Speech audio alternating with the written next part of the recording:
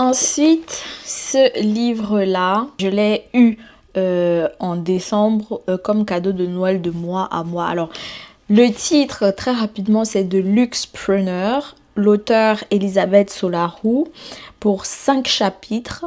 L'objectif du livre, c'est Build and Level Up Your Luxury Business. Alors, je l'ai pris en anglais. Je ne sais pas s'il existe une version en français, mais voilà, je voulais un peu changer ma façon de lire et surtout continuer à m'exercer en anglais, sachant que je ne pratique pas beaucoup. J'ai acheté ce livre après avoir regardé un podcast dans lequel Elisabeth Solarou était présente. Elle expliquait comment elle a commencé certains de ses business, mais surtout comment elle voulait leur donner une certaine dimension un peu plus luxueuse, atteindre ou toucher un certain public en particulier pour donner cette dimension-là, matérialiser la vision qu'elle avait pour ses business. Et c'est pour ça que je n'ai pas hésité à acheter ce livre-là. Je vous conseille peut-être de faire quelques recherches sur l'autrice ou si vous pouvez tomber sur un des podcasts dans lesquels elle partage ses idées, ses avis.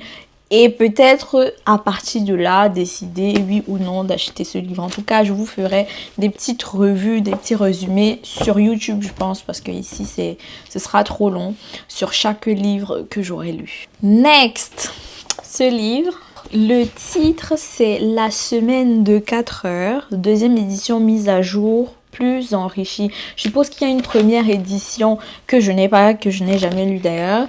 L'auteur, c'est Timothy Ferris. Le livre contient 4 étapes et par étape, il y a 4 points. Si je me souviens bien, pendant que je l'ai feuilleté, je pense que c'est une dizaine de feuilles par étape. Objectif du livre, aider à libérer du temps et optimiser les revenus.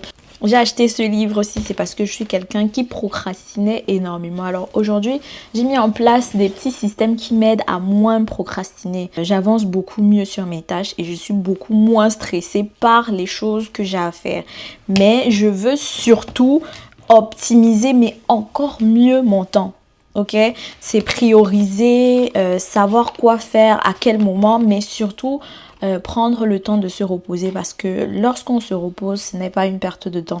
Mais parfois, les cerveaux procrastinateurs ont l'impression que se reposer, c'est perdre du temps.